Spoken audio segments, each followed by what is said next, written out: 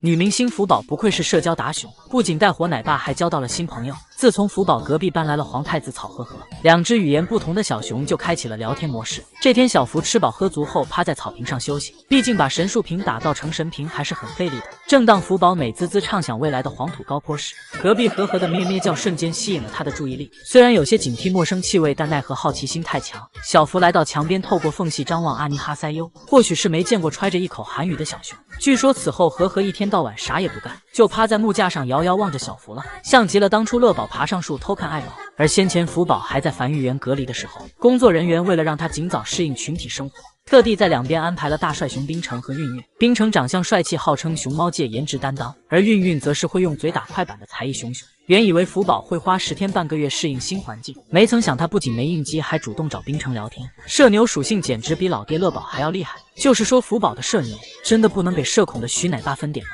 感觉被迫营业的他真的快碎了。要知道奶爸给小福送完加餐后，都是一步3跑的逃回房间内，生怕自己出现在猫粉的镜头中。有时被游客喊住询问问题的时候，徐奶爸满脸拘谨，手脚都不会放了，像极了上学时被老师叫住的模样。感觉徐福记就是社恐经纪人和社牛女明星，很想告诉徐奶爸好日子还在后面，毕竟下个月就是福宝的4岁生日。按照往年，游客和采访媒体只会更多，不知徐奶爸是否还会紧张到腿抖。其实福宝之所以如此社牛，很大原因是遗传自老爹乐宝，哪怕压根就不认识来选熊猫的江爷爷，乐宝仍热情地躺下跟他撒娇露肚皮。老江受宠若惊，以为是注定的缘分，没曾想自己只是茫茫大海中的一条鱼罢了。这小子竟然无论见谁都很热情。等到乐宝长到该去韩国旅居的年龄，这小子坐着叮当哐啷的全震动皮卡车，风呼呼的吹乐宝在笼子里酷酷炫竹子，就算要登机了也跟没事熊一样四处张望。感觉可以的话，他能直接在机舱里安家。来到韩国后，乐宝也仅仅拘谨了半天，下午就直接4仰8叉的躺着吃竹子了。感觉这一点福宝做的比老爹还要棒，毕竟他刚出门就直奔餐桌吃饭，还在全球直播的镜头下启动电动臀。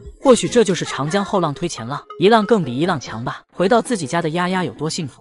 虽然长公主已经吃遍各种家乡美食，但能看出加特林长笋依旧是她的心头爱，动作急切到感觉下一秒就要饿晕了。这次奶爸把窝窝头放到了野餐篮里，丫丫直接一头扎进去，脸都快挤扁了。意识到不对的她咬住提手固定住篮子，小手伸进去掏吃个窝头还这么费劲，只能说长公主情绪已经很稳定了。要是换成蒙太后，直接一巴掌掀翻饭桌，让两脚兽见识见识熊家的不好惹。或许是今天的胡萝卜过于好吃，我们鸭宝的米奇朵朵都香歪了。长公主躺着炫饭时更是松弛感拉满，隔着屏幕都能感受到她有多幸福。还记得去年的丫丫瘦到根根肋骨清晰可见，奄奄一息的模样，就像是被抛弃的破布娃娃，如今完全变成了圆润漂亮的小公主。可见爱与不爱真的一眼就能分辨出来。要知道当时李奶爸已经到了退休年龄，可为了继续照顾丫丫，他主动选择留下，每天勤勤恳恳地给闺女拔新鲜笋笋。长公主沐浴着阳光开吃播的时候，放心不下的李奶爸就站在门后默默观察。发现过惯苦日子的丫丫连同笋皮一起吃，奶爸心疼不已，赶紧包好再给孩子送去。以前在美国吃不到的胡萝卜苹果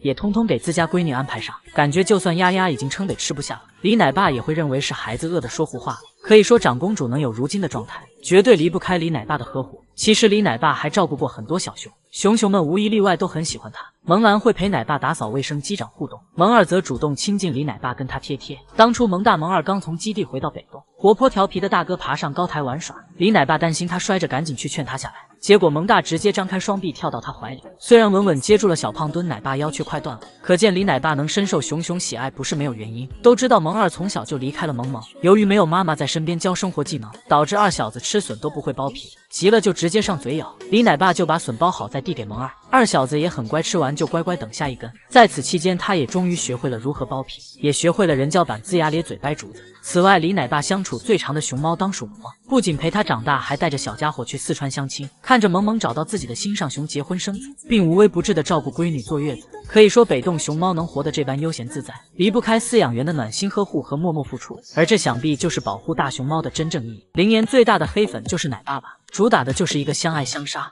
看这家，哎呦我的妈，像一只待产的小母猪，躺在这儿，你看这猪，你看这个肚子，有熊发光，有熊发亮。而显眼包林岩不一样，他在发胖，就连奶爸都忍不住吐槽好大，说他肚子圆滚滚像待产小母猪。要是林岩知道奶爸在背后蛐蛐自己，铁定得变着花样卖惨把他挂网上。而奶爸不光会爆料林岩缺乏身材管理，还把男明星的偶像包袱毁得一干二净。林岩放屁臭不臭？挺臭的。就是说，好歹俺们胖岩是身家千万的熊，雷达奶爸还是给好歹儿留点面子吧。每当胖妍疯狂整活吸引美女一注意时，奶爸总会猝不及防的出声干扰好大，吓得胖妍一激灵，直接表演熊羊马翻。终于明白他为何跟奶爸不共戴天了。这天，奶爸去给麦麦送冲天笋和苹果，胖妍扶着墙眼巴巴瞅着，感觉都要碎了。于是当他吃完自己那根火箭炮笋后，直接扭头去捡地上的笋皮吃，企图卖惨。姨姨们快看，熊家过的是什么苦日子呀！只能说奥斯卡都欠灵妍一座小金人。但其实奶爸并非偏心麦麦，而是无论先给哪只小熊送加餐，灵妍麦麦都会吃醋耍小性子。但胖妍气过后还是会乖乖吃饭，麦麦却耍小性子要把自己给饿死。看来麦公子才是鸾动食物链顶端。不过胖妍也不是任人拿捏的熊，把奶爸挂网上后，他又跑去门边尿尿，嘘嘘就顺着门缝流到了麦麦的场地。麦公子气炸了，奶爸叫下班都不回去，生怕自己的脚不小心沾到胖妍的嘘嘘。只能说灵妍这小子是懂杀熊诛心的，恐怕唯一能拿捏他的只有美女一了。当美女一举着手机合影留念时，胖妍表面傻乎乎，实则心里美得冒泡，真怕他一不留神比个耶出来。而这已经是胖妍控制情绪的表现了。先前他完全是一副不值钱的样子，流鼻涕吃汉笑，还一边拖脚脚，怎么感觉这小子又猥琐又可爱呢？都知道胖妍最喜欢猛男粉，很多游客就专门穿粉衣服去看他。胖妍也很给面子的和姨姨们贴贴。可当一位博主穿着粉衣服去看他时，胖妍瞥了一眼就一言难尽的低下了头。他跟我这粉色的。对此，灵妍只想说，虽然喜欢粉色，但熊家喜欢的是女粉的粉。当得知福宝回国后将住在避风峡，网友彻底坐不住了。据悉，按照中韩协议，明年7月份福宝将被送回国，并且是回到妈妈爱宝户口所在地避风峡。不少网友听到这一消息，纷纷担心福宝将来的处境。毕竟福宝的妈妈爱宝当初在避风峡基地的遭遇就让人心疼不已。众所周知，爱宝童年时期有段不美好的经历。一次，他兴冲冲的朝饲养员走去，没曾想就被对方直接打了一巴掌，爱宝顿时被吓得缩成一团。也正因如此，小时候的他非常敏感胆小，但幸好爱宝遇到了最好的江奶爸。虽然初次见到对方时，爱宝并不信任他。 주변에 민감하게 퇴치를 하고 위험한 상황에서 피하려고 조심스럽게 행동을 하는 것 같거든요. 아니, 그러니까 지금 위험을 느끼고 경계를 하고 있다는 얘긴데 게다가 왜 그래 거친 숨소리를 내며 갑자기 과격한 행동을 보이는 아이바오. 但好在江奶爸用爱打动了爱宝。 初到韩国的爱宝面对陌生的环境依然很胆小，他会把竹子拖到安全的地方去吃。当发现门被关上后，还会生闷气。江奶爸看到后十分心疼，为了取得爱宝的信任，于是开始了寸步不离的守护。爱宝晚上会瞪大双眼不睡觉，十分警惕。在外面打地铺的江奶爸安慰他不要害怕。爱宝，자，让人意外的是，爱宝竟听懂了。 他起身来到对方身边，隔着玻璃和江奶爸击掌回应。每天江奶爸都会陪爱宝一起吃饭，努力为她创造干净舒适的生活环境。知道小女孩爱宝喜欢花，江奶爸就为她打造了整个花园。为了保持熊猫冬季的正常活动量，江奶爸直接给她打造了一个雪场，而爱宝也开始和江奶爸双向奔赴。爱宝2020年，爱宝怀上了小福宝。生产前夕，担心的江奶爸彻夜守候。坐月子期间，他更是寸步不离的照顾。如今，爱宝怀上了2胎，不放心的江爷爷和宋爷爷会半夜来到兽舍查看他的睡眠状态。而除了用心照顾爱宝外，2位爷爷还努力给了福宝一个幸福的童年。真担心小家伙回到避风峡后能不能适应那里的生活。不过，最近也传出了一个好消息，据悉，北京的熊猫公园已全面启动建设，建成后将会引进50只大熊猫，并且官方配图用的还是福宝的照片。 看来明年小家伙回国后有希望落户北京。如果真的是这样的话，想必远在韩国的江爷爷和妈妈爱宝也能放心了。于可于爱的洗澡画风差距能有多大？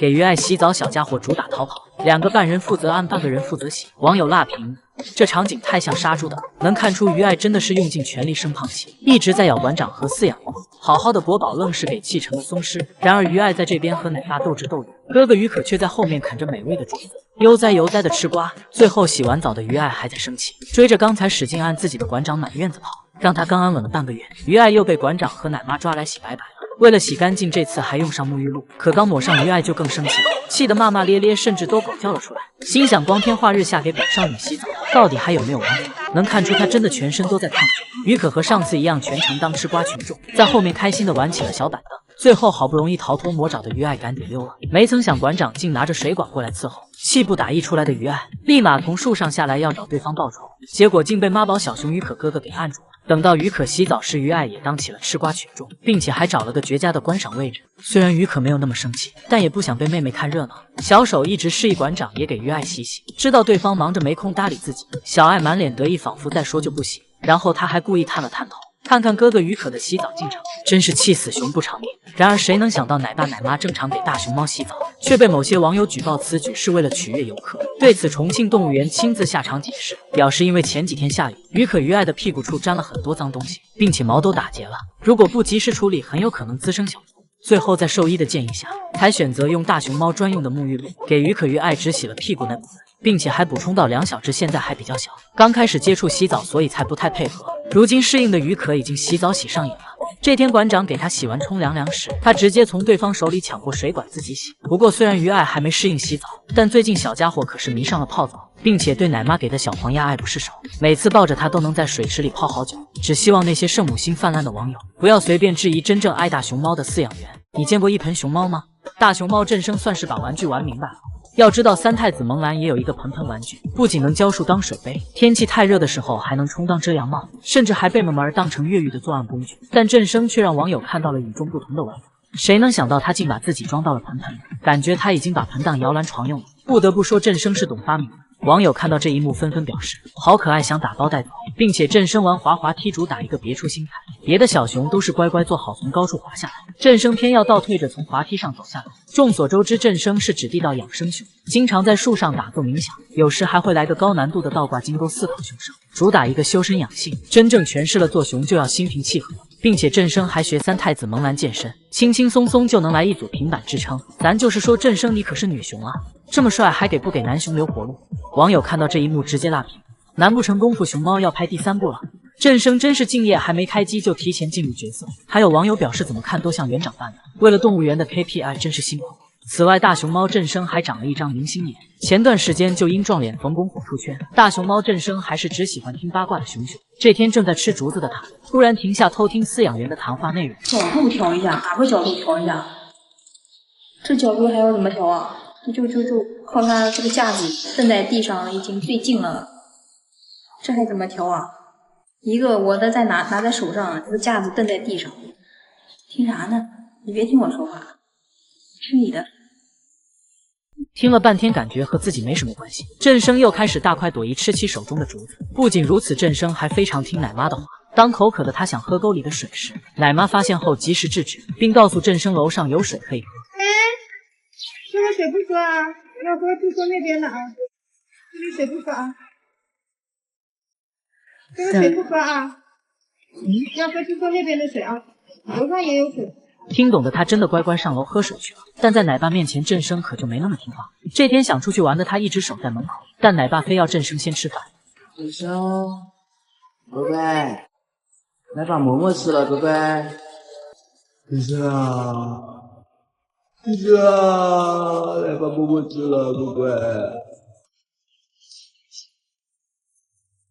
最后看到对方都快急哭了，于心不忍的振声这才过去吃饭。此外，振声是一刻都闲不住，奶妈一个没看住他就爬到了窗台，感觉他能和萌兰 PK 一下越狱技能。而振声的撒娇兔子5家咬手手，可爱的小模样萌化了大批猫粉。如此可盐可甜的振声，网友爱了吗？